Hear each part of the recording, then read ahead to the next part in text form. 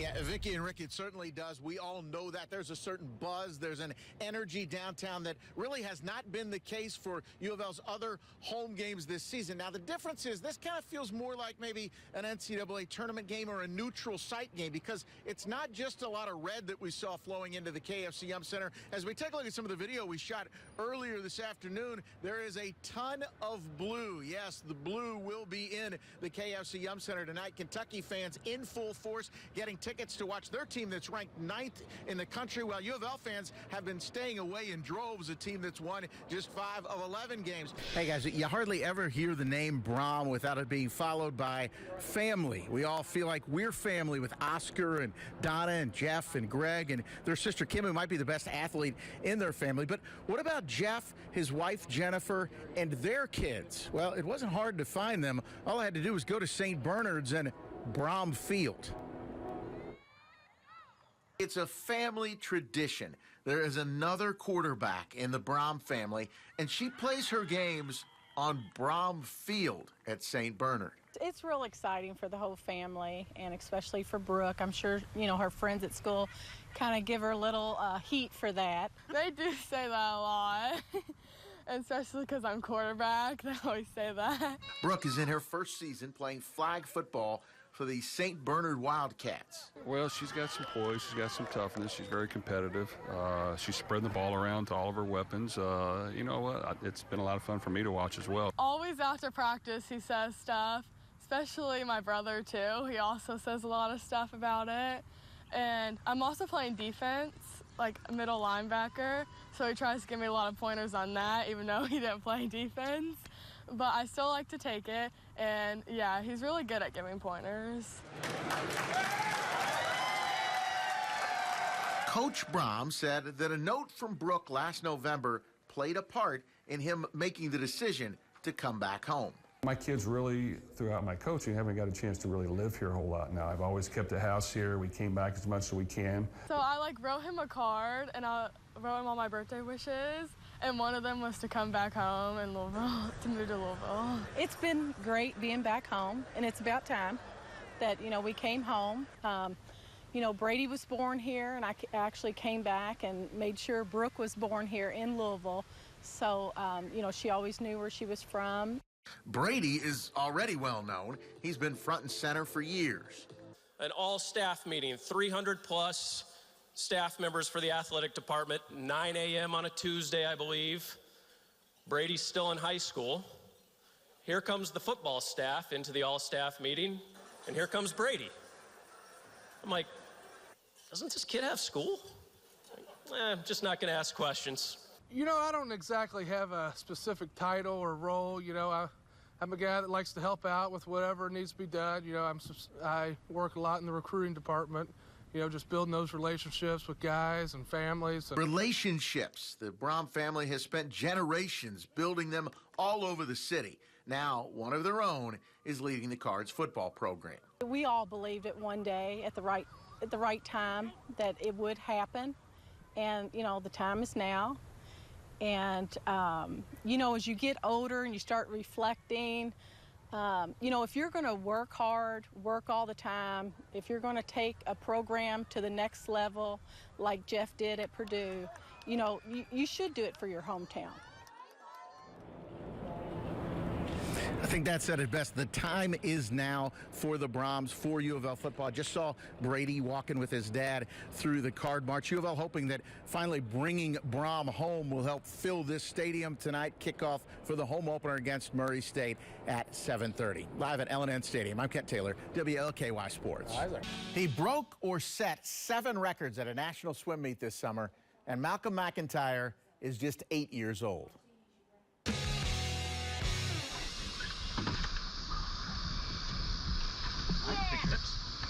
8-year-old Malcolm McIntyre is on the move. He powers his way into the Northeast YMCA to his happy place, the water. The pool is where Malcolm feels the most comfortable. It's very interactive, and you have exercise, and you can do a lot of things in there. would say the water has always been a great equalizer for him.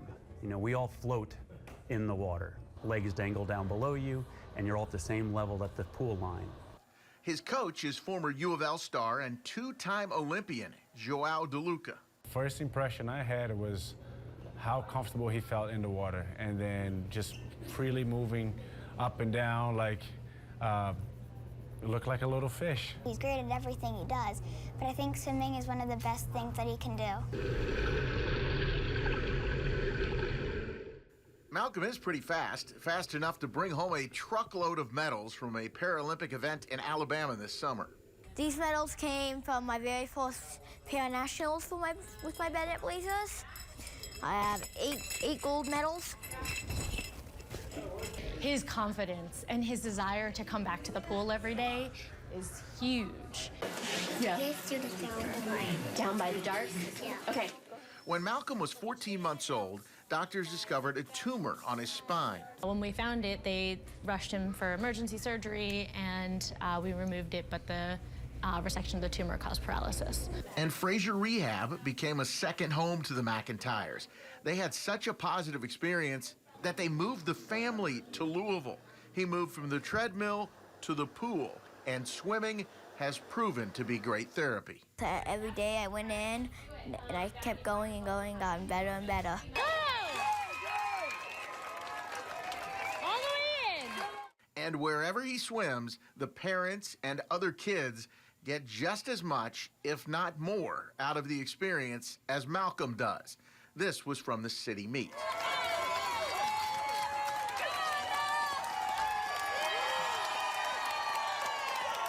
This community of people was inspired and supporting him and cheering him on, and then all the kids would do it too, and it's such a beautiful thing to see everybody kind of react that way.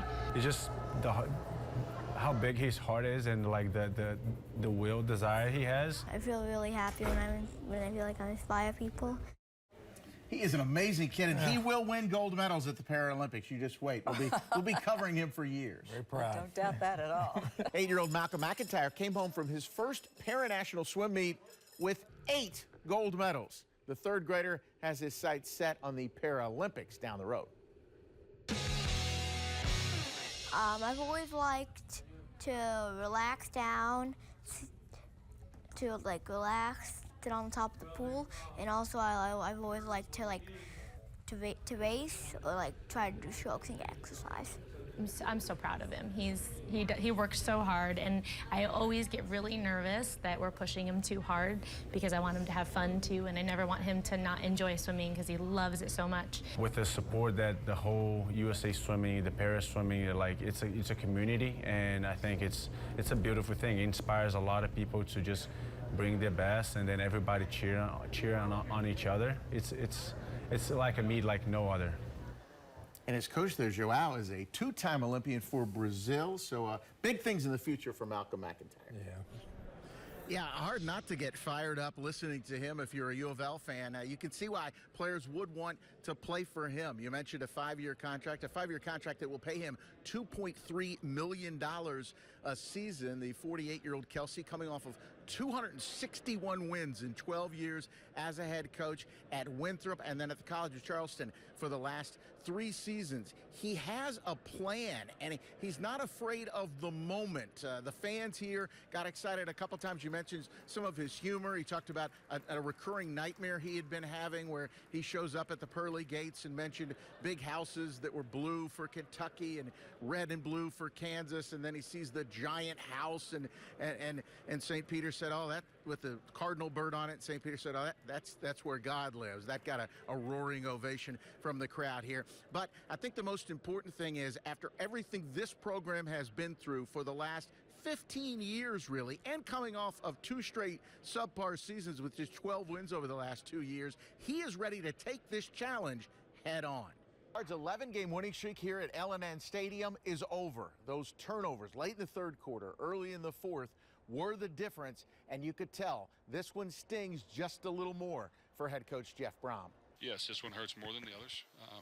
You know, we wanted to win this game. We put a lot of emphasis on it.